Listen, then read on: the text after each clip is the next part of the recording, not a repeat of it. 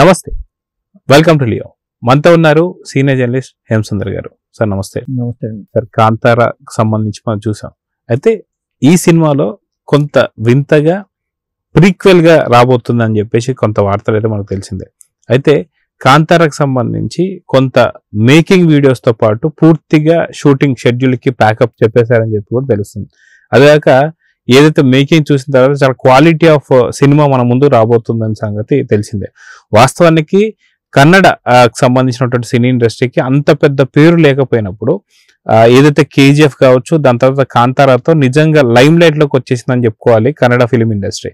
So మొత్తానికి Kannada film ఇండస్ట్రీకి కాంతారాకు సంబంధించి ప్రీక్వెల్ ఎంత మంచి పేరు తీసుకురాబోతుంది, మనకు వచ్చిన వీడియో చూస్తే మీకేమనిపిస్తుంది? వాళ్ళు ఈ సినిమా చేసిన విధానం చూస్తే చాలా రిచ్గా ఉంది. మనకు ఫస్ట్ పార్ట్ కాంతారాలో ఏంటంటే క్లైమాక్స్ తప్పితే మిగతా సినిమా అంతా నార్మల్ సినిమానే.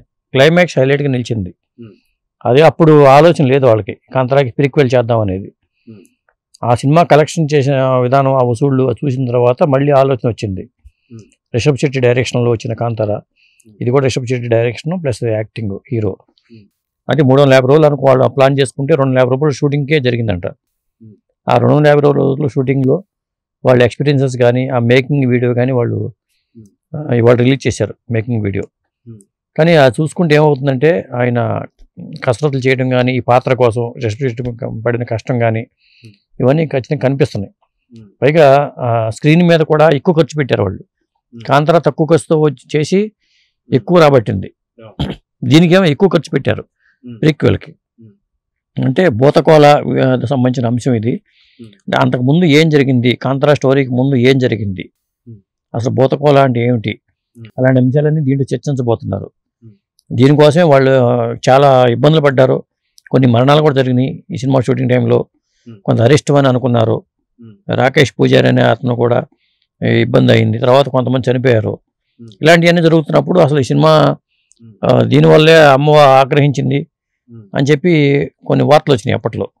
మొత్తానికి ఎట్టకేలకు వాళ్ళు సినిమా పూర్తి చేశారు కాబట్టి వాళ్ళు ఆనందంగా ప్యాకప్ చెప్పేసామంటూ ఒక వీడియో రిలీజ్ చేశారు. అదండి.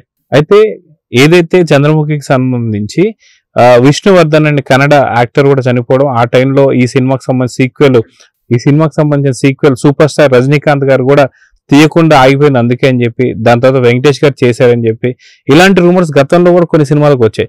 సో అదే విధంగా చూసుకోవాలంటారా ఈ యొక్క సినిమాకి సంబంధించిన అరిష్టం అనేది? అంటే కొంతమంది భయపడతారండి. కొన్ని సినిమా షూటింగ్ అప్పుడు ఇలాంటివి జరుగుతున్నప్పుడు ఖచ్చితంగా భయపడతారు. కానీ అది తేలిగ్గా తీసుకోకూడదు. ఒకటి జరిగిందంటే దాన్ని తక్కువ అంచనా వేయకూడదు. మొత్తానికి వీళ్ళు పూర్తి చేసేసారు. పూర్తి చేసి డేట్ కూడా ఇచ్చేసారు. అక్టోబర్ 2 దసరా సందర్భంగా రిలీజ్ అవుతుంది. బహుశా వాళ్ళు ఎందుకున్న డేట్ కూడా అమ్మవారికి సంబంధించిన డేట్ ఎందుకున్నారు, ఎందుకంటే అమ్మవారి ఆశీర్వాదం ఉండాలనే ఉద్దేశంతోనో మొత్తానికి దేవీ నవరాత్రిలోనే ఈ కాన్సెప్ట్ మీద సినిమా రిలీజ్కి పెట్టుకున్నారు. ఒక రోజు ముందు మాత్రం కాకపోతే కొన్ని ఇబ్బందులు పరిస్థితులు అయితే ఉన్నాయి. ఎందుకంటే సెప్టెంబర్ 25 ఓజీ అఖండ 2 ఉన్నాయి. ఆ తర్వాత ఈ సినిమా ఒకరోజు ముందు అక్టోబర్ 1వ తారీఖు ఇడ్లీ కడాయి అని చెప్పి మన ధనుష్ సినిమా ఉంది. వాటి ప్రభావం ఏమైనా పడుతుందా దీని మీద అనే డౌట్ ఉంది. ఎందుకంటే హోమ్లే సంస్థ ఒక మంచి బ్యానరు, వాళ్ళు చాలా హిట్ సినిమాలు తీశారు. కేజీఎఫ్ కానీ, కాంతారా కానీ, ఇలాంటి సినిమాలన్నీ, సలార్ కానీ, అలాంటి బ్యానర్కి మరి ఈ టైం ఆ డేట్లో మరి కొద్దిగా కాంపిటీషన్ ఎక్కువగా ఉన్న డేట్ అది. సో గతంలో మనం తీసుకున్నటువంటి ఒక కాంతారా ఏదైతే ఉందో అది చాలా తక్కువ అంచనాలతో వచ్చి సూపర్ డూపర్ హిట్కి వచ్చిందని చెప్పుకోవచ్చు. రిషబ్ శెట్టి యాక్టింగ్ లో తనదైన శైలి అనేది చూపించేశారు.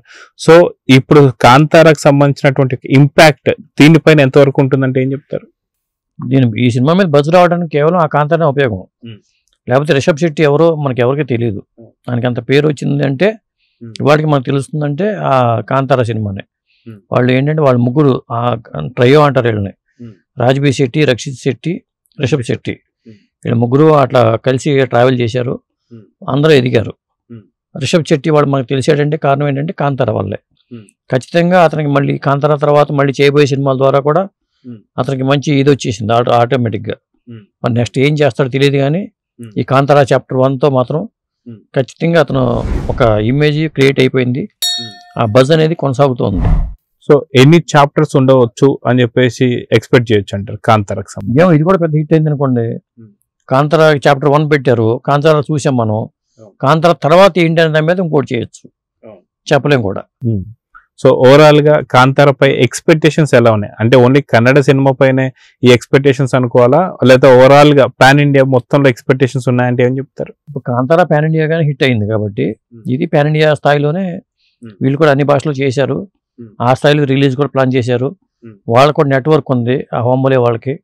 తెలుగు రాష్ట్రాల్లో గతంలో గీతా వాళ్ళు రిలీజ్ చేశారు, మరి ఈసారి కూడా గీతా వాళ్ళు చేస్తారా, మరి వాళ్ళు సొంతంగా రిలీజ్ చేసుకుంటారో తెలియదు. కానీ మొత్తానికైతే కాంతార అనేది మళ్ళీ ఇప్పుడు రాబోయే సినిమాల్లో ఒక బజోన సినిమాగా చెప్పొచ్చు. ఈ వరుస పెట్టి రాబోయే నెలలన్నీ కూడా మంచి ప్రాజెక్టులు ఉన్నాయి. ఆగస్టులో కూలీను వారు, మరి సెప్టెంబర్లోనేమో అఖండ వర్సెస్ మరి ఓజీ, ఇలా పోటాపోటీగా ఉంది. ఇప్పుడు ధనుష్ సినిమా ప్లస్ కాంతార 1-2 తారీఖుల్లో, అది పరిస్థితి. సో చూద్దాం సార్, ఖచ్చితంగా కాంతార ప్రీక్వెల్ ఎలా ఉండబోతుంది, దానికి సంబంధించిన డీటెయిల్స్ మాత్రం మనకి చాలా రిచ్ లుక్ లో అయితే మేకింగ్ అయితే కనిపిస్తుంది. సో చూద్దాం ఎంత పెద్ద హిట్ కొడుతుంది అనేది. నమస్తే. నమస్తే.